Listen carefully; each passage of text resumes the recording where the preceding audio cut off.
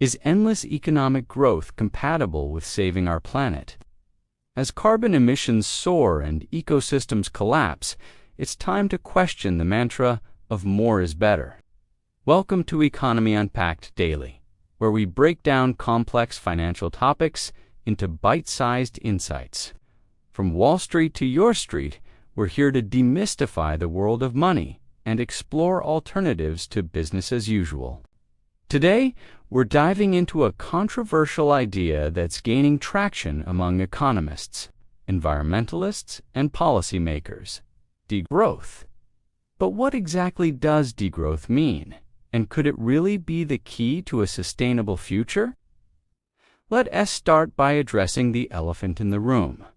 Why are we even questioning economic growth in the first place? Well, the 21st century has brought unprecedented challenges. Climate change is accelerating, biodiversity is plummeting, and our natural resources are stretched to the limit. The relentless pursuit of GDP growth has come at a staggering ecological cost. From rising sea levels to raging wildfires, it's clear that our current economic model is pushing the planet to its breaking point. But degrowth isn't about crashing the economy or forcing everyone into poverty. It's a nuanced approach that calls for intentionally scaling back production and consumption in wealthy nations to achieve ecological balance and social equity. Think of it as a strategic downsizing of harmful industries while investing in what truly matters: care, education, community, and sustainability. Many critics assume degrowth means economic depression, mass unemployment, or harsh austerity measures. This couldn't be further from the truth. The reality is that degrowth advocates for a planned democratic reduction of environmentally damaging activities. It is about shifting our focus away from luxury consumption and resource-intensive industries towards sectors that genuinely improve human well-being. So degrowth isn't about going backwards. It's about reimagining what progress really means in the 21st century. Now, you might be wondering, can't we just rely on green technology to solve our problems? This brings us to a key debate in sustainability circles: degrowth versus green growth. Proponents of green growth argue that we can continue expanding the economy while reducing our environmental impact through clean tech, renewable energy, and improved efficiency. It's an appealing idea, but degrowth advocates counter that efficiency gains alone simply can't offset the rising tide of global consumption. They argue that there are hard limits to how much we can decouple economic growth from environmental damage. So, what are the key arguments for degrowth? First and foremost, it addresses the elephant in the room: overconsumption. Wealthy nations are consuming resources at a rate that far exceeds what the planet can regenerate.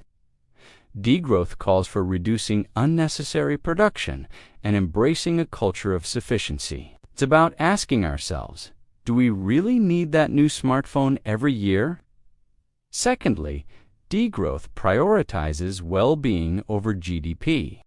Let's face it, GDP is a crude measure of progress that says nothing about happiness, health, or the state of our communities. Degrowth encourages us to measure success by quality of life, social connections, and the health of our ecosystems. It's about valuing what truly matters, not just what we can count. Lastly, degrowth offers a path to restoring our battered ecosystems. By scaling down harmful industries like fossil fuels, fast fashion, and industrial agriculture, we can give nature a chance to heal. Imagine a world where forests regrow, coral reefs recover, and wildlife thrives once again. That's the vision degrowth offers. Of course, we can't ignore the challenges and criticisms of degrowth. One major concern is unemployment. Shrinking certain industries could potentially put millions out of work. There's also the risk of exacerbating inequality if policies aren't carefully designed. And let's be honest, there would likely be significant political backlash. Growth is deeply tied to jobs, pensions, and the very legitimacy of governments. These are serious hurdles that any degrowth transition would need to address. But degrowth isn't just abstract theory. There are concrete policy ideas already being discussed. Work-sharing programs could reduce working hours while distributing jobs more fairly.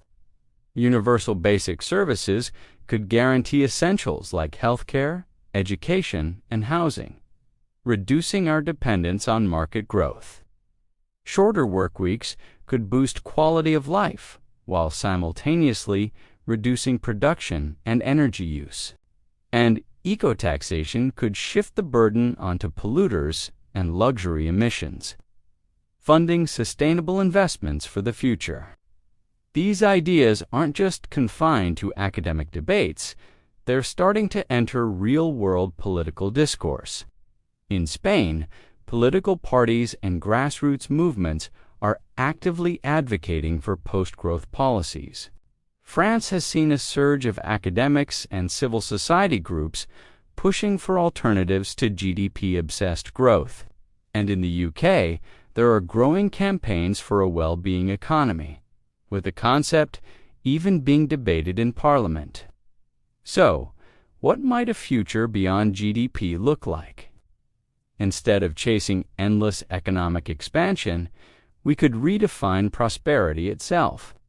Imagine a well-being economy focused on health, happiness, and equity. Countries like Bhutan, New Zealand, and Scotland are already experimenting with alternative metrics like the Gross National Happiness Index or comprehensive well-being indicators. It's about measuring what truly matters to people and the planet, not just raw output. As we wrap up, it's important to remember that degrowth isn't about rejecting progress. It's about asking a crucial question. Progress towards what? It challenges us to rethink the link between economic growth and genuine well-being. Could degrowth offer a viable path to a sustainable, fulfilling future? We want to hear from you. Do you think degrowth is realistic? Could it work in your country? Share your thoughts in the comments below. And if you found this video thought-provoking, please hit that subscribe button for more content exploring the intersection of sustainability and economics. Help us spark a wider conversation by sharing this video with friends and family. Remember, the choices we make today will shape the world of tomorrow. Let's think critically about our economic systems and dare to imagine alternatives.